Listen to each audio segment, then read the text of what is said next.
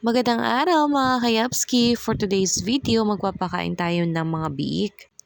Maganang kumain nga ang ating mga alaga. Sa ngayon ay umuubo sila na isang sako sa loob ng 3 araw. Nasa tansyang 1.5 kilo na ang kain nila bawat isa. Kitang-kita nyo naman na sobrang sarap ng Emmanuel Starter Feeds ay nag-aagawan sila sa pagkain. At kitang-kita nyo rin naman ang resulta.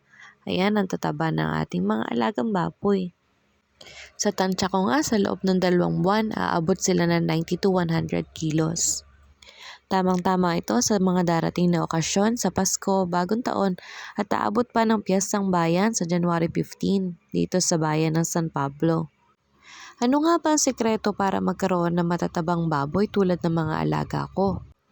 Isa sa pinakamahalagang factor ng matabang baboy ay ang pagkain.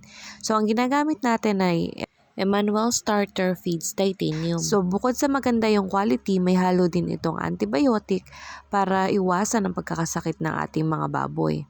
Dahil once na magkasakit ang ating mga baboy, dyan bababa ang kanilang mga timbang. Kagandahan nga sa feeds na ito, mura na at garantisado pa ang kalidad. Nasabi kong mura ang pakain ito kung ikukumpara sa mga commercial feeds. Meron ngang mas mababang presyo pa dito pero wala namang sustansya, sayang lang ang pinapakain natin sa ating mga baboy. At may nagtanong nga bakit mababa ang presyo ng Emmanuel Feeds. At ang sagot nga ng isa sa mga may-ari ay dahil una ang pagtulong, pangalawa ang pagkita. At mula na rin sa pangalan na Emmanuel na ibig sabihin ay God is with us o ang Diyos ay sumasa atin. Tunay nga po sa lahat ng ating ginagawa, trabaho man o yung negosyo, kung unahin natin ang Diyos, tayo ay tiyak na pagpapalain. At isa pang ang sekreto ay ang malinis na kapaligiran at patubig. Andyan din ang pagbibigay ng bitamina at injection. Sana'y may natutunan kayo sa video ito. Hanggang sa susunod. Paalam. God bless!